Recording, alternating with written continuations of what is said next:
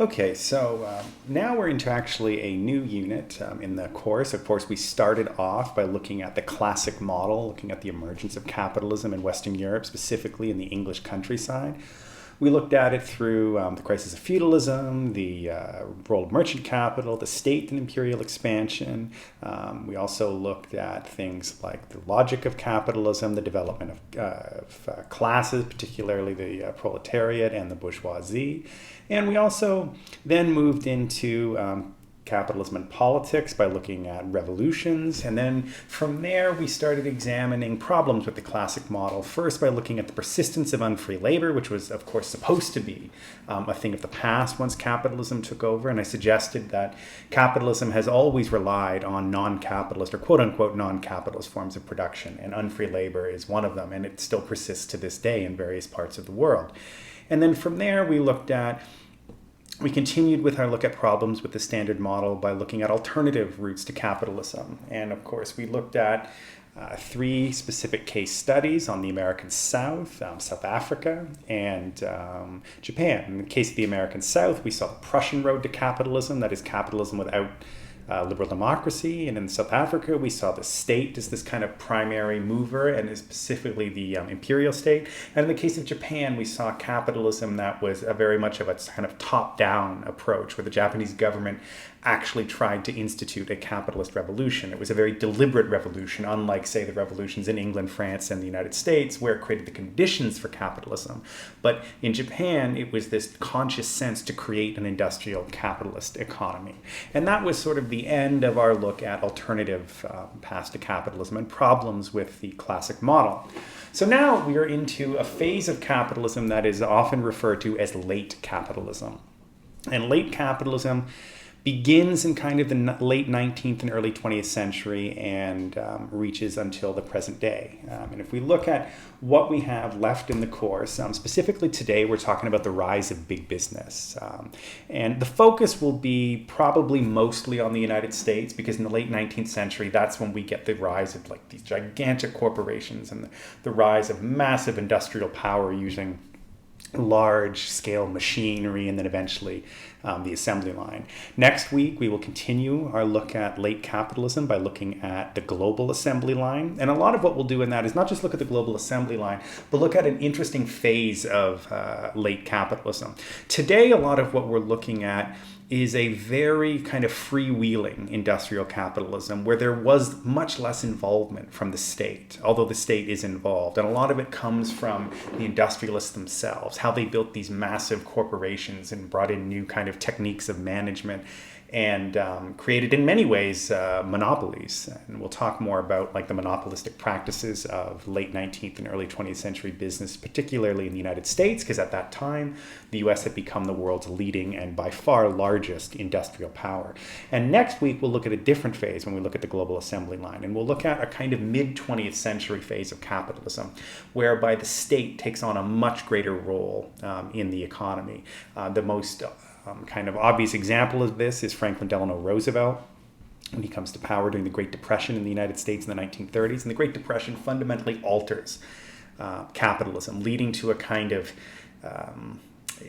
it's often in the United States referred to as New Deal capitalism, although David Harvey refers to it as embedded liberalism, where you have a capitalism that is much more regulated by the state, both in terms of what companies can do, but also the role that the state has in directing the economy changes dramatically. And even outside the state, we'll also look at in that class next week just how business develops, how it starts to think of workers from a consensus point of view, at least in the 1930s, sometimes kicking and screaming. But in the case of Henry Ford, when we get into the emergence of Fordism as a type of management style, which I think a lot of you will be interested in, we'll look at that. And then on the last class, which I believe is August 12th, we will look at the kind of final phase of capitalism, or at least the final phase that we're at in capitalism. Who knows what will happen in the next 20, 30, 40 years.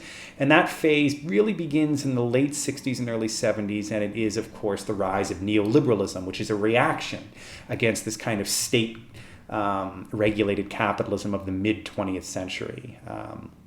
We'll look at how neoliberalism has affected the economy, the type of economy it's created, the way it's generated growth, but at the expense of massive inequality. And then we'll also do a little bit of summary and review. Okay, so before we start today, I'm just going to give you a little bit of an introduction on what we're looking at.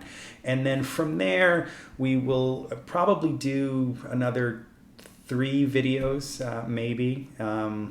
And end it at that. Okay, so just for a little bit of background. As most of you know, and we've been talking about for the past couple of weeks, the Industrial Revolution is really a 2-stage process. And we focus mostly on phase 1 of this process, and that is the kind of commercial capitalism phase, right? And in this stage, it is manufacturing, of course, but it was really about organization, specifically how merchants took control of production by centralizing the production process in the factory system. And of course, brought about this very detailed division of labor that de-skilled production and brought production costs much lower, but also, of course, meant wages were much lower. And this created more efficiencies, which allowed a much greater amount of product to be produced. And of course, we saw a case study of this, looking at the role in Lynn, Massachusetts, particularly in the shoe and textile industry. And of course, this division of labor got a lot more efficient. As I said, wages dropped, workers became more, not exactly interchangeable, but you didn't need skilled workers to the extent that, say, a master craftsman would need. And it was still hand-powered. That's sort of the key. That beginning phase of industrial capitalism was not technological. It was really organizational. And that's that first phase that we're talking about. It's a reorganization of production under the control of emerging capitalists, many of whom started as merchants and then made that jump into production, right? That's that first kind of key takeoff for capitalism, is when merchants start investing in production. Now, the next phase of this is something that I think probably most people are maybe more familiar with, or at least it's what they think of when you hear the word industrial capitalism. And this is kind of motive power, the idea of machinery and technology that is being used. In this phase is when the industrialization of the manufacturers themselves were the innovators. In the earlier phase, it was the merchants moving into production. But as we'll see today, and also what you learned in the Alfred Chandler reading, is that it was really the industrialists themselves who were the big movers in this, that created these massive corporations, large factory systems in the case of steel and Pittsburgh, and also just the investment in technology.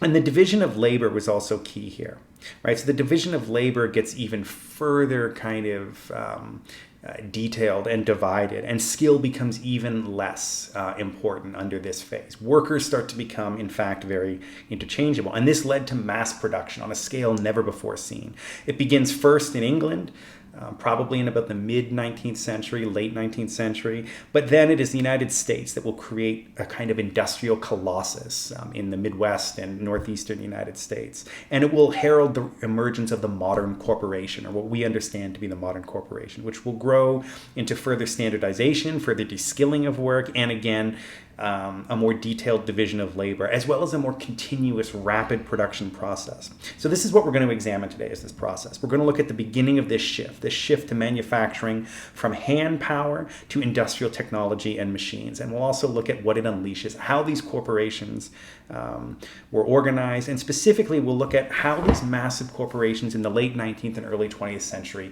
came to be. And we're going to be looking at different ways that corporate models were organized, different ways for actually controlling and organizing production that created these sort of colossus of businesses. In some ways very monopolistic, and as we'll look at later, eventually the state will step in and turn these into oligopolies. All right, so that's kind of our introduction. What we're going to look at next is something that is really important in this process, which is a move from water power to steam power, culminating in what will become the assembly line.